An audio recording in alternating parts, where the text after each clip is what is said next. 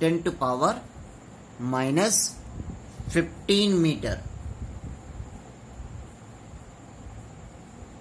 ठीक है, तो रेडियस ऑफ न्यूक्लियस की बात है 10⁻⁻15 मीटर। अगर यहीं पर बात पूछ देता है कि रेडियस ऑफ एटम, जो स्मॉलेस्ट एटम जो बेस बनाया गया है, तो वो आपका कितना है 10⁻⁻10 मीटर। तो आप दोनों चीज जानते रहिए कि ये रेडियस ऑफ एटम है, स्मॉलर एटम का, और ये रेडियस ऑफ न्यूक्लियस है। Clear?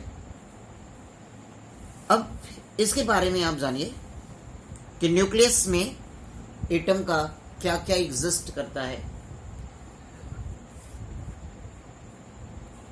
In the nucleus of an atom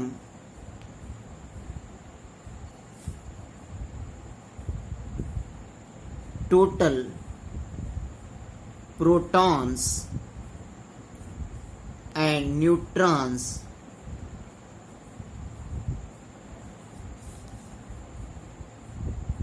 with some unstable fundamental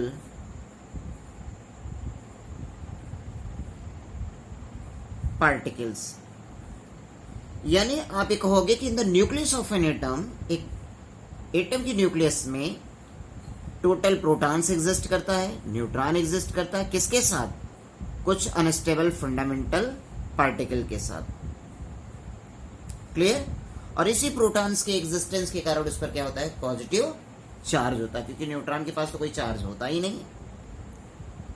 clear? ये बात समझ में आई? अब आप ये जानिए कि प्रोटॉन्स और न्यूट्रॉन्स के नंबर को ही हम क्या बोलते हैं? न्यूक्लियन बोलते हैं। क्या बोलते हैं? न्यूक्लियन। न्यूक्लियन क्या है? Protons plus neutrons. न्यूक्लियंस क्या है? प्रोटॉन और न्यूट्रॉन्स का सम होता है। ठीक है, ये बात समझ में आई?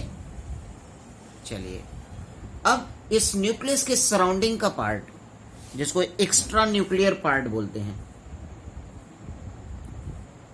एक्स्ट्रा न्यूक्लियर पार्ट, तो आप कह सकते हो एम्प्टी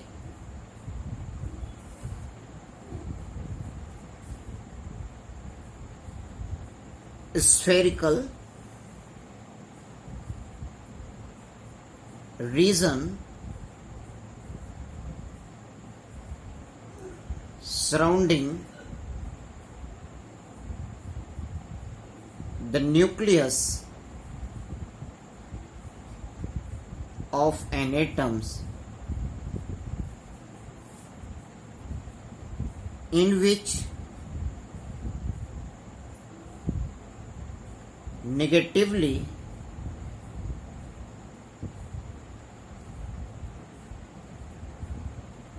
electrons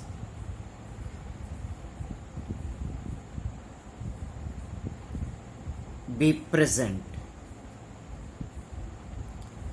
क्या बताया गया कि एक्स्ट्रा न्यूक्लियर पार्ट क्या है? Empty spherical region surrounding the nucleus of an atom in which negatively electrons be present. Clear?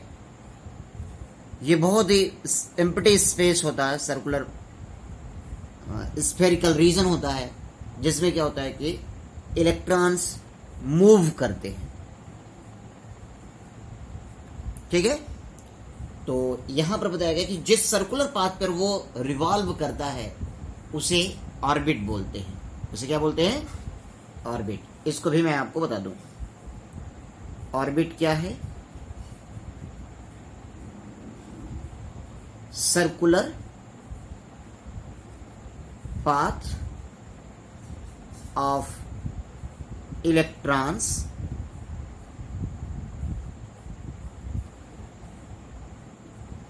surround the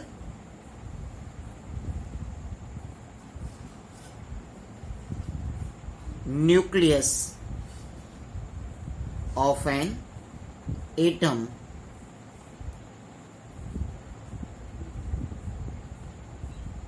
where electron revolve। यानी कि न्यूक्लियस के सराउंडिंग, एटम के न्यूक्लियस के सराउंडिंग जो सर्कुलर पाथ जहां पर इलेक्ट्रॉन रिवॉल्व करता है, घूमता है, उसे ही आप क्या बोलते हो? ऑर्बिट बोलते हो। क्या बोलते हो? ऑर्बिट बोलते हो। ठीक। अब इन्होंने इस कंक्लूजन के बाद इन्होंने बताया कि एटम जो होता है वो न्यूट्रल स्फेरिकल सिस्टम होता है, जिसका बहुत छोटा सा रीजन जो होता है वो पॉजिटिव चार्ज रखता है। उसके बाहर का जो एक्स्ट्रा न्यूक्लियर पार्ट होता है वहां निगेटिव चार्ज होता है। ठीक है। और total number of positive and total number of negative भी इक्वल। यानी आप ये कह सकते हैं न्यूट्रल एटम के लिए number of electrons equal to number of protons. ठीक है। For neutral atom, neutral atom के लिए बताया जाता है कि नंबर ऑफ इलेक्ट्रॉन्स जो होते हैं वो नंबर ऑफ प्रोटॉन्स के इक्वल होंगे। और ये रदरफोर्ड ने कहा कि न्यूक्लियस के सराउंडिंग इलेक्ट्रॉन रिवॉल्व कर रहे हैं एक सर्कुलर पाथ पर without change in its energy. Clear.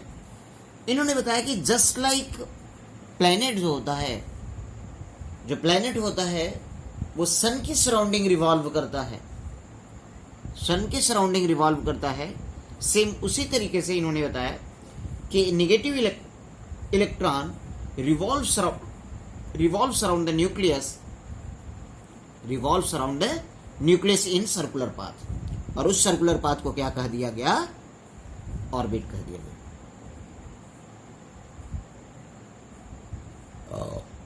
तो ये देखिए इन्होंने क्या बताया?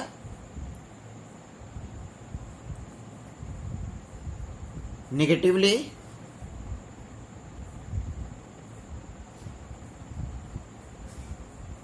charged electrons revolved surround the nucleus like planet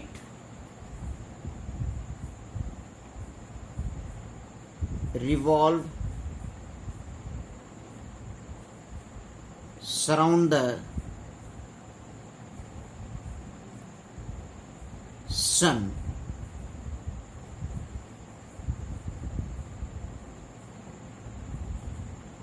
without change in its energy। यानी बिना एनर्जी का चेंज किए हुए नेगेटिवली चार्ज्ड इलेक्ट्रॉन जो होता है वो रिवॉल्व करता है surround the nucleus like planet revolve surround the sun without change in its energy. इसीलिए इसको हम प्लैनेट मॉडल बोलते हैं। इसीलिए इसको हम क्या बोलते हैं? Planet model. ठीक है। वो ये इलेक्ट्रॉन यहां पर क्या होगा? रिवॉल्व कर रहा है, लेकिन इस एटॉमिक मॉडल में ये नहीं एक्सप्लेन किया गया कि कौन इलेक्ट्रॉन कहां रिवॉल्व किया जाएगा। इन्होंने बस इतना बताया कि negatively charge electrons revolves around the nucleus without change in its energy in the atoms। यानी एटम के अंदर ये ऐसा कुछ होता है। ठीक है। तो रदरफोर्ड मॉडल ऑफ एटम्स जो होता है रिजेंबल्ड करता है solar system in which the nucleus plays the role of sun and the electrons plays the role of planets. मैंने यही आपको बताया कि सन यहां पर न्यूक्लियस होगा और जो इलेक्ट्रॉन होगा वो प्लैनेट्स होगा। और इन्होंने एक और भी पॉइंट बताया कि रिवॉल्विंग इलेक्ट्रॉन के पास, जो इलेक्ट्रॉन रिवॉल्व कर रहा है उसके ऊपर सेंट्रीफ्यूगल फोर्स एक्ट करेगा outwards, balance the inward Coulombic attraction by the nucleus. यानी कि आप ये कह दोगे कि अगर ये न्यूक्लियस है, यहां पर इलेक्ट्रॉन अगर इस पाथ पे रिवॉल्व कर रहा है तो यहां पर two types of force exert होगा। एक इस रिवॉल्विंग के कारण बाहर की ओर, और एक इस पॉजिटिव निगेटिव चार्ज के कारण अंदर की ओर, और ये दोनों ही फोर्स इक्वल बताए गए। ये कहा गया the centrifugal force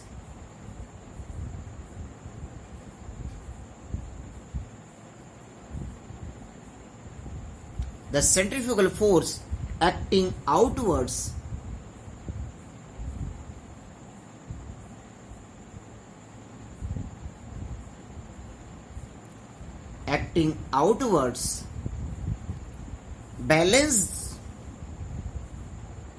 balances the inward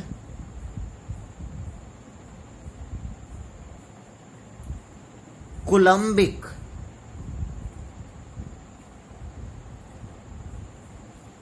attraction by the nucleus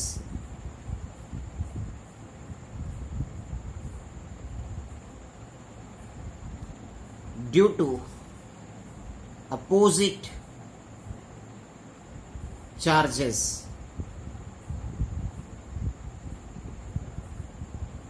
on them।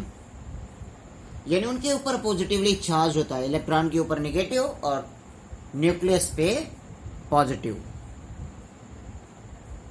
ठीक है, और यही रीजन होता है जो स्टेबलाइज करता है इलेक्ट्रॉन्स का उसके ऑर्बिट में।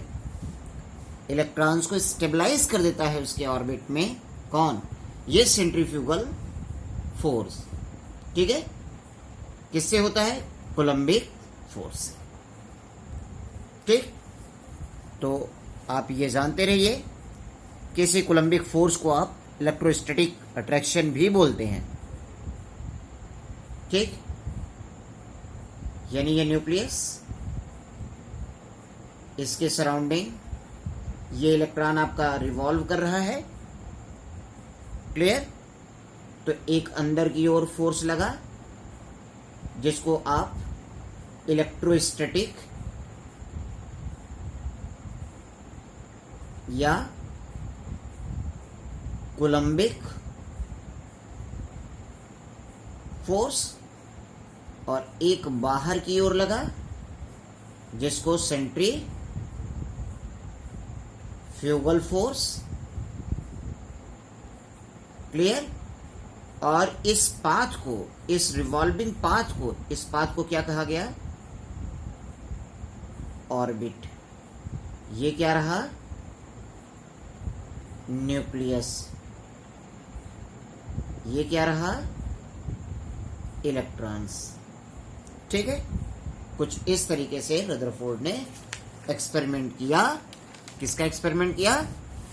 एटम के स्ट्रक्चर्स का एक्सपेरिमेंट किया कि एटम आपका सोलर सिस्टम जैसा होता है। कैसा होता है? सोलर सिस्टम जैसा। क्लियर? ये बात ध्यान दीजिएगा। ठीक है, अब हम लोग इस एटॉमिक मॉडल के लिमिटेशन को देख लें। लिमिटेशन, क्योंकि इनका ये मॉडल फेल हो गया है। Limitation of Rutherford atomic model. Rutherford atomic model का लिमिटेशन क्या रहा? पहला लिमिटेशन इन्होंने दिया कि does not obey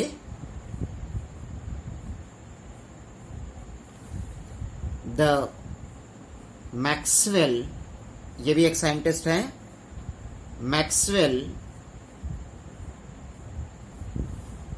law of electrodynamic,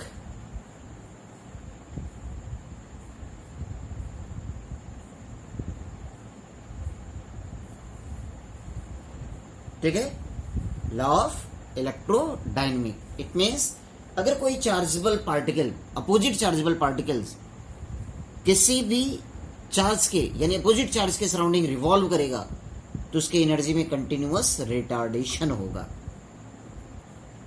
यानी small charge particles moving around on an oppositely charge centre continuously loses its energy, यानी planets being uncharged do not show this feature। तो प्लेनेट आपका क्या होता है, चार्ज होता नहीं, इसलिए इस फीचर को नहीं शो करता। ये क्या है, लॉ ऑफ इलेक्ट्रोडायनेमिक क्या है, इसके बारे में आप जानिए। कहते हैं कि a small charged particles moving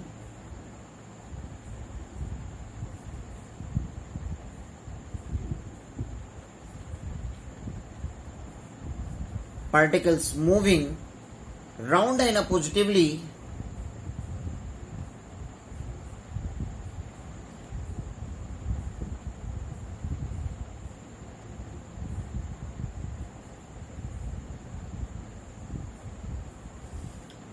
charge center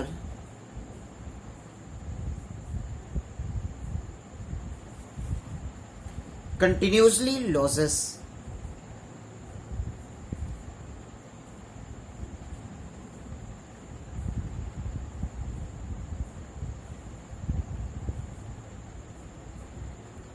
energy.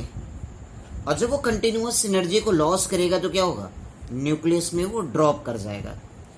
यानी अगर ये न्यूक्लियस है, यहां से इलेक्ट्रॉन अगर ये रिवॉल्व करना शुरू किया तो कंटिन्यूअस क्या होगा, ये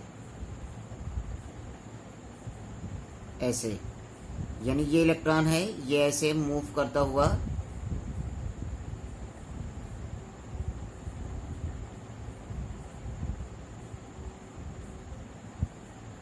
और ये न्यूक्लियस में अगर ड्रॉप कर गया तो क्या हो जाएगा, एटम डिस्ट्रॉय हो जाएगा, एटम डिस्ट्रॉय हो जाएगा,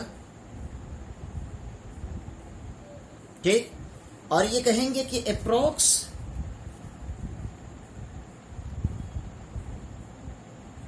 10⁻⁸ सेकेंड में,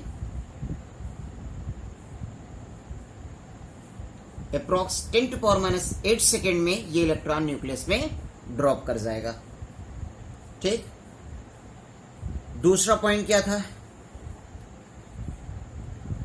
it could not explain the emission of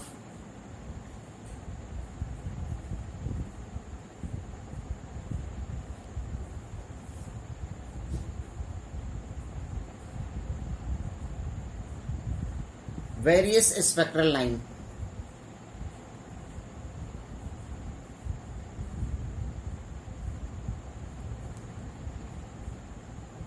यानी ये जो मॉडल था वो स्पेक्ट्रल लाइन को भी एक्सप्लेन नहीं किया, ये इसके लिमिटेशन। और आप ये कह सकते हैं कि could not suggest for the discontinuous nature of spectrum. और ये भी बताते हैं कि and not explain the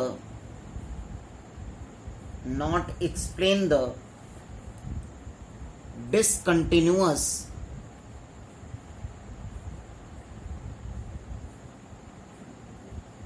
nature of spectrum।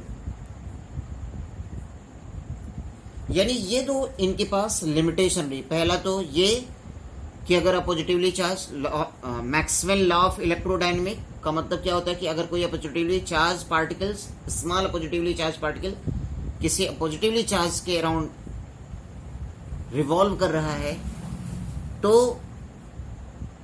Continuous उसकी एनर्जी में रिटार्डेशन होगा और अप्रॉक्स 10⁻⁸ सेकेंड में वो इलेक्ट्रॉन न्यूक्लियस में ड्रॉप कर जाएगा। ठीक है, और इन्होंने क्या एक्सप्लेन नहीं किया कि इन्होंने ये भी एक्सप्लेन नहीं किया स्पेक्ट्रल लाइन के बारे में, और वो भी स्पेक्ट्रल लाइन कैसा है, डिसकंटिन्यूअस फॉर्म ऑफ स्पेक्ट्रम, यानी डिसकंटिन्यूअस नेचर ऑफ स्पेक्ट्रम का एक्सप्लेनेशन भी रदरफोर्ड नहीं दिए। क्लियर, ये रहा रदरफोर्ड का एटॉमिक मॉडल। फिर से आप सुन लीजिए, रदरफोर्ड एटॉमिक मॉडल को सोलर मॉडल बोलते हैं। After this experiment of alpha scattering particles on the surface of gold foil, after the discovery of nucleus, nucleus की डिस्कवरी होने के बाद रदरफोर्ड सजेस्ट करते हैं कि एक न्यूट्रल एटम जो होता है, न्यूट्रल एटम, उनके पास number of positive charge is equal to number of negatively charge होगा। तो you know that total number of electrons is equal to the total number of protons in neutral atom. Neutral atom में number of electron number of protons equal होंगे। ठीक है, Rutherford है suggested that the, Rutherford suggest करते हैं कि as like planet revolving surround the sun, an electron revolves around the nucleus. While we know that planets be neutral, so here is not change in its energy, but in an atom revolving electrons having negatively charged and nucleus having positively charged, means we can say that a positively charged electrons revolving around the opposite charge. So here is retardation of energies by which electron dropped into the nucleus of an atom and an atom be destroyed. Clear? समझ में आई बात? तो Maxwell का कौन सा law है? Law of electrodynamic. Law of electrodynamic क्या है कि small opposite charged particles round the opposite charge region causes retardation of energy. Clear? इतनी बात आप लोग जानिए।